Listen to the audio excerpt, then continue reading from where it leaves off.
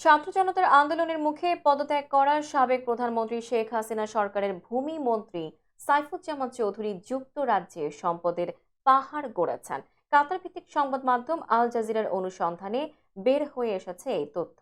বুধবার প্রকাশিত ওই প্রতিবেদনে বলা হয়েছে, কিভাবে সরকারি বেতন পেয়েও ভিন দেশের সাম্রাজ্য গড়ে তুলেছেন আওয়ামী লীগের সাবেক এই মন্ত্রী। প্রতিবেদনে বলা হয়েছে, সাইফুজ্জামান চৌধুরী যুক্তরাজ্যে $25 কোটি খরচ করে ৩৬০টি বিলাসবহুল বাড়ি কিনেছেন, যা বাংলাদেশি অর্থে প্রায় ৩,০০০ কোটি টাকার সমান। ব্রিটেন ছাড়াও নিজের রিয়েল এস্টেট ব্যবসাকে সম্প্রসারণ করেছেন দুবাই, নিউ ইয়র্ক, সিঙ্গাপুর এবং মালয়েশিয়া পর্যন্ত। সব মিলিয়ে তিনি ৫ শতাধিক বাড়ি কিনেছেন, যেগুলোর মূল্য প্রায় $৭০ কোটি। আল জাজিরা বলছে, শেখ হাসিনার সঙ্গে সখ্যতা ছিল সাইফুজ্জামানের। গোপন ক্যামেরার ধারণকৃত ভিডিওতে তাকে নিজেই এই স্বীকারোক্তি দিতে দেখা যায়। সেখানে তিনি বলেছেন, আমার বাবা শেখ হাসিনার খুব কাছের লোক ছিলেন, আমিও তার কাছের লোক। শেখ হাসিনা আমার বস, তিনি জানেন যুক্তরাজ্যে আমার ব্যবসা রয়েছে।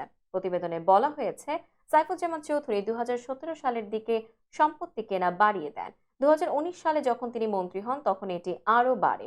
গত বছর বিনিয়োগকারীর ছদ্মবেশে তাদের সাংবাদিক সাইফুজ্জামানের $14 মিলিয়ন বাড়িতে যায়। ওই সময় ছদ্মবেশী সাংবাদিকদের সাইফুজ্জামান বড়াই করে জানান, তিনি কুমিরের চামড়ার হাতে তৈরি জুতার ওপর হাজার হাজার ডলার খরচ করেন এবং লন্ডনের সবচেয়ে দামি দোকান থেকে ইতালিয়ান স্যুট তৈরি করে পরেন।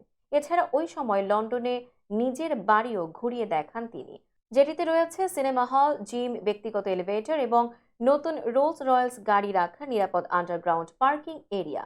সাইফুজ্জামান আল জাজিরার কাছে দাবি করেছেন, যুক্তরাজ্য, যুক্তরাষ্ট্র ও আরব আমিরাতে নিজের বৈধ ব্যবসার মাধ্যমে এই সম্পদ কিনেছেন তিনি।